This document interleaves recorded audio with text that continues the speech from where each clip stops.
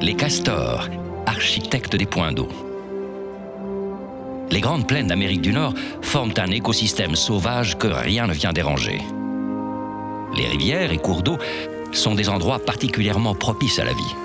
Les ours s'y retrouvent pour pêcher, les élans viennent s'y baigner et se nourrissent de plantes aquatiques. Une autre petite créature a également fait de la rivière son terrain privilégié. Il s'agit du castor. Ce rongeur, le plus gros d'Amérique du Nord, se nourrit de bois, d'herbes et de feuilles. Il préfère l'activité de nuit et évite ainsi les prédateurs tels que les loups, les coyotes ou les pumas. Sa grande queue plate, qu'il frappe contre la surface de l'eau, sert à avertir ses congénères d'un danger imminent. Mais si le castor est célèbre, c'est surtout pour son aptitude à construire des barrages. Il les fabrique à l'aide de feuilles et de branches qu'il réduit en morceaux grâce à ses grandes dents. C'est un excellent nageur qui peut rester immergé 15 minutes. Sa maison, aussi appelée sa loge, a une partie immergée qui le met à l'abri des dangers extérieurs. Le castor est un véritable architecte des rivières d'Amérique du Nord. La nature nous réserve bien des surprises. À bientôt pour d'autres découvertes dans le monde de Tatonka. Le retour de la vie après l'hiver. Avec des températures pouvant atteindre les moins 20 degrés et de violentes tempêtes de neige, les conditions en hiver dans les grandes plaines d'Amérique du Nord sont extrêmes pour la végétation comme pour le règne animal.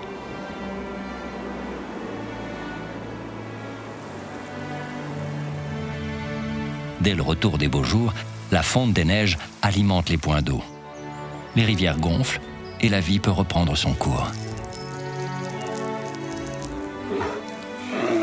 Les ours sortent de leur phase d'hibernation. Il est primordial pour eux de reprendre des forces. Les baies et autres plantes qui ont commencé à repousser leur offrent de quoi compenser les périodes de disette. Les prédateurs comme les loups, les pumas ou les aigles profitent du retour des proies comme les marmottes ou les lièvres, sortis d'hibernation, ou s'attaquent aux membres des troupeaux les plus affaiblis par l'hiver, comme les wapitis. La beauté des plaines d'Amérique du Nord, c'est aussi le cercle de la vie en perpétuel mouvement et le printemps comme signe de renouveau. La nature nous réserve bien des surprises. À bientôt pour d'autres découvertes dans le monde de Tatonka. La nourriture des animaux du Yellowstone. La principale préoccupation de tous les animaux des plaines américaines est bien entendu la nourriture. Des puissants prédateurs aux herbivores inoffensifs, chacun doit trouver de quoi manger. En haut de la chaîne se trouvent les grands prédateurs comme le loup ou encore le puma. Ils survivent en se nourrissant d'animaux plus faibles qu'eux comme les wapitis ou les bisons. Dans les airs, l'aigle ou la pigargue à tête blanche repèrent et capturent leurs proies favorites, écureuils, marmottes ou même serpents. D'autres animaux profitent quant à eux de la richesse des plantes ou pratiquent la pêche. C'est le cas de l'ours noir et de l'impressionnant grizzly. De son côté, le castor partage son plat préféré, fait d'écorce et de branches, avec l'élan qui n'hésite pas à venir piocher dans ses réserves. Ensemble, la faune et la flore forment un équilibre fragile où chacun a besoin de l'autre pour vivre et survivre. La nature nous réserve bien des surprises. À bientôt pour d'autres découvertes dans le monde de Tatonka. Les différences entre les coyotes et les loups. Savez-vous reconnaître un loup d'un coyote? Au premier regard, il est facile de les confondre. Pourtant, ce sont deux animaux bien différents. Même s'ils font tous les deux partie de la famille des canidés, le coyote est bien plus petit que le loup. Il pèse une vingtaine de kilos, alors qu'un loup, plus imposant, peut facilement atteindre les 80 kilos. Les différences ne sont pas que physiques. Les coyotes chassent seuls ou en couple, alors que les loups, eux, ne vivent qu'en meute. Une meute peut compter une douzaine d'individus. Le coyote est bien plus farouche que son cousin. Il cherche autant que possible à éviter la confrontation, alors que le loup n'hésite pas à affronter les dangers.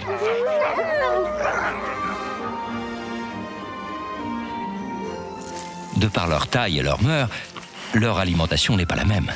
Le coyote se nourrit de petites proies, comme des porcs-épics, des lapins et même des serpents. Le loup, lui, préfère s'attaquer à des cerfs ou des wapitis. Loup et coyote sont des cousins vraiment différents. La nature nous réserve bien des surprises. À bientôt pour d'autres découvertes dans le monde de Tatanka. Les différences entre les ours noirs et les grizzlies. Dans les plaines d'Amérique du Nord se côtoient deux forces de la nature, deux ours. L'ours noir et le grizzly. Découvrons les différences entre ces deux espèces. Ils se distinguent notamment par leur taille et leur poids. L'ours noir peut atteindre 2 mètres de haut et peser un maximum de 250 kilos. Le grizzly excède largement cette taille et peut atteindre les 500 kilos. L'ours noir, comme le grizzly, peut avoir un pelage de couleur variable et il n'est pas toujours évident de les dissocier. Par contre, le grizzly possède une bosse entre les deux épaules que l'ours noir n'a pas.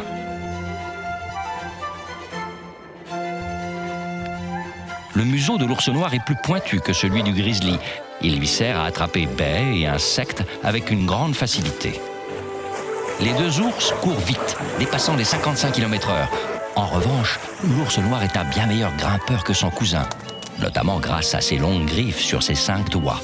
Ces ours, même s'ils partagent leur territoire, possèdent chacun leurs propres caractéristiques. La nature nous réserve bien des surprises. À bientôt pour d'autres découvertes dans le monde de Tatanka. Les élans. Partons à la découverte du plus grand représentant de l'espèce des cervidés. Il s'agit de l'élan. L'élan peuple les forêts d'Amérique du Nord. C'est un animal solitaire, facilement reconnaissable grâce à ses grands bois plats au bout pointu, qui peuvent dépasser le 1,60 m d'envergure. Les mâles mesurent environ 2 mètres et pèsent jusqu'à 700 kg. Les élans sont des ruminants, comme les vaches. Ils se nourrissent principalement de feuilles, de branches et d'écorces.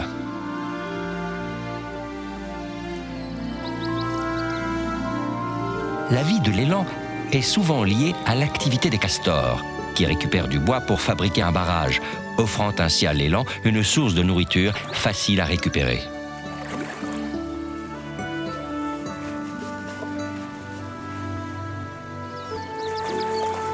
L'élan est un excellent nageur. Il n'hésite pas à traverser des rivières pour chercher de la nourriture. Il peut même mettre sa tête sous l'eau pour y brouter des végétaux aquatiques. Aussi à l'aise sur la terre que sur l'eau, l'élan est un habitant majestueux des grands espaces de l'Amérique du Nord. La nature nous réserve bien des surprises. À bientôt pour d'autres découvertes dans le monde de Tatanka. La chasse chez les loups. Pour les loups, la chasse est une activité prépondérante. Et les grandes plaines d'Amérique du Nord offrent un terrain d'activité regorgeant de proies. La meute règne sur un territoire qui peut dépasser les 700 km². Aucun autre loup n'a le droit de s'y aventurer et encore moins d'y chasser. Les loups passent environ 10 heures par jour à chasser. Leurs proies varient selon le nombre d'individus. Elles vont de petits rongeurs à des animaux bien plus gros, comme des élans ou des bisons, si toute la meute chasse ensemble. Le mâle dominant indique au reste de la meute quand ils doivent chasser et quelle proie attaquer. Les autres ne prennent jamais l'initiative du combat.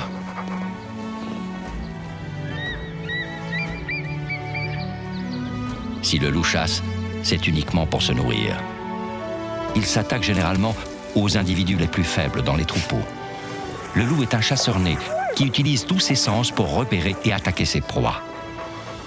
La nature nous réserve bien des surprises. À bientôt pour d'autres découvertes dans le monde de Tatanka. La vitesse chez les animaux du Yellowstone. Dans la nature sauvage, c'est la loi du plus fort, mais aussi celle du plus rapide qui s'impose. Afin de pouvoir subsister, attraper de la nourriture ou échapper aux prédateurs, les animaux deviennent de véritables athlètes. Le titre de champion en matière de vitesse va sans conteste à l'aigle. Du ciel, il repère sa proie, puis fond sur elle à plus de 150 km/h. Rapide et silencieux, il ne laisse que peu de chance aux marmottes ou autres lièvres qu'il convoite. Les loups ou les pumas peuvent dépasser les 50 km/h, mais bien que rapides, ils ne le sont pas plus que leurs proies favorites, les wapitis ou les bisons, qui eux vont jusqu'à 60 km/h. De son côté, l'ours, sous ses airs pâteaux, est un redoutable coureur. Aidé par ses pattes musclées, il peut atteindre les 55 km/h. Le crotal, lui, reste le plus rapide sur Terre lors des phases d'attaque. Lorsqu'il arrive près de sa proie, il peut jaillir de façon si rapide qu'il est même impossible à sa proie de le voir à l'œil nu. Chaque animal a développé ses aptitudes physiques en fonction de sa capacité à survivre. La nature nous réserve bien des surprises. À bientôt pour d'autres découvertes dans le monde de Tatonka. La communication chez les loups. Les loups sont des animaux intelligents, à l'esprit de groupe très développé.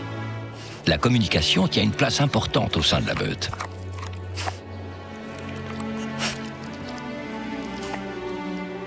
Le loup a de nombreuses façons de communiquer avec ses congénères.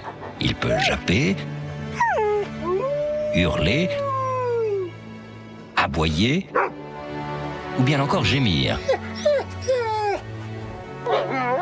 Chaque cri, chaque sonorité a sa propre signification que les autres loups comprennent.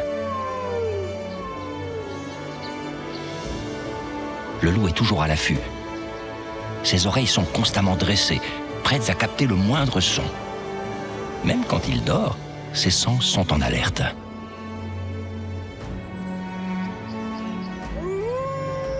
Qui n'a pas vu des images de loups hurler à la lune? S'il hurle, le soir venu, c'est pour retrouver les autres membres de sa meute ou pour inviter son clan à la chasse. Le loup est un animal organisé et intelligent. La nature nous réserve bien des surprises. À bientôt pour d'autres découvertes dans le monde de Tatonka. Le lièvre d'Amérique. Découvrons un animal adorable et inoffensif, le lièvre d'Amérique.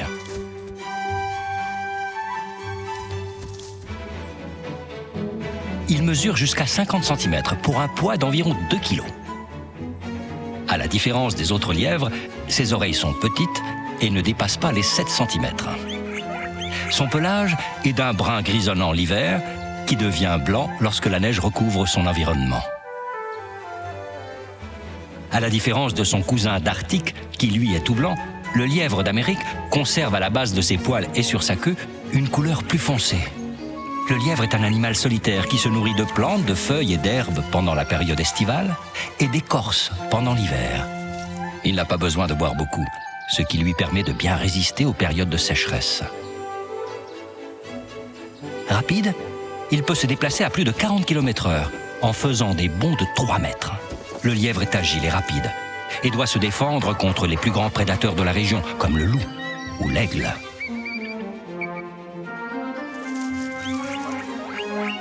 La nature nous réserve bien des surprises. À bientôt pour d'autres découvertes dans le monde de Tatonka. L'odorat chez les loups. Le loup est une créature intelligente, au sens aiguisé. Il peut compter sur son odorat pour repérer ses proies et les dangers avoisinants. L'odorat du loup est extrêmement développé. Bien plus que chez ses cousins les chiens et 100 fois plus que chez l'homme. Si le vent souffle vers lui, il peut repérer une proie à plusieurs kilomètres à la ronde. Il ne lui reste plus qu'à remonter la piste olfactive qui le mènera jusqu'à son but.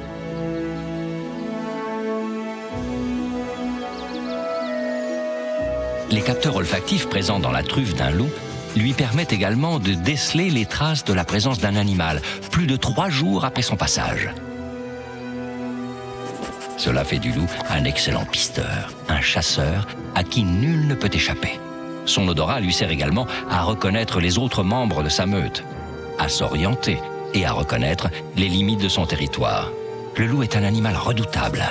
L'acuité de son odorat lui est indispensable, tant pour chasser que se protéger. La nature nous réserve bien des surprises. À bientôt pour d'autres découvertes dans le monde de Tatonka. La préparation de l'hibernation chez les ours.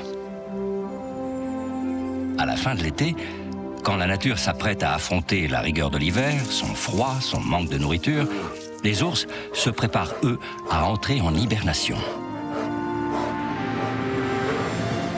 Les ours, comme le grizzly, entrent dans une phase appelée hyperphagie. Cela veut dire qu'ils vont faire des provisions de nourriture qui leur serviront lors de l'hibernation. À la différence d'autres animaux qui gardent de la nourriture dans leur tanière, l'ours la stocke sous forme de graisse. Pendant cette période, il peut ingurgiter des milliers de baies par jour. Une fois préparé, alors que la neige commence à recouvrir les plaines, l'ours part s'installer dans sa caverne. Là, il s'endort paisiblement et puisera dans ses réserves jusqu'au printemps. Synonyme du retour de la végétation. Phénomène étonnant, l'hibernation n'est possible que dans les endroits où la végétation est suffisamment luxuriante pour que l'ours se prépare à cette difficile période. Heureusement, les grandes plaines sont riches et la nourriture y est abondante. La nature nous réserve bien des surprises. À bientôt pour d'autres découvertes dans le monde de Tatonka. Le comportement des élans. Que diriez-vous de mieux connaître la vie des plus grands représentants de l'espèce des cervidés, les élans, ces magnifiques habitants des grandes plaines d'Amérique du Nord? Le comportement de l'élan change en fonction des saisons. Il est principalement solitaire pendant la période estivale, quand la nourriture est abondante. Le mâle se rapproche surtout des femelles pendant la période de l'accouplement, entre septembre et octobre.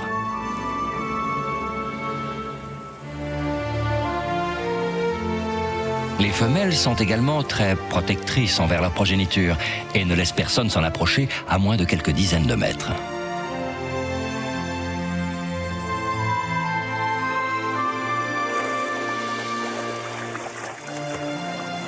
Les élans peuvent parcourir de grandes distances afin de trouver de la nourriture, comme des feuilles ou de l'écorce. Excellents nageurs, ils n'hésitent pas à traverser des rivières. Les élans, comme beaucoup d'animaux, vivent en fonction des saisons et adaptent leur comportement à leur environnement. La nature nous réserve bien des surprises. À bientôt pour d'autres découvertes dans le monde de Tatonka.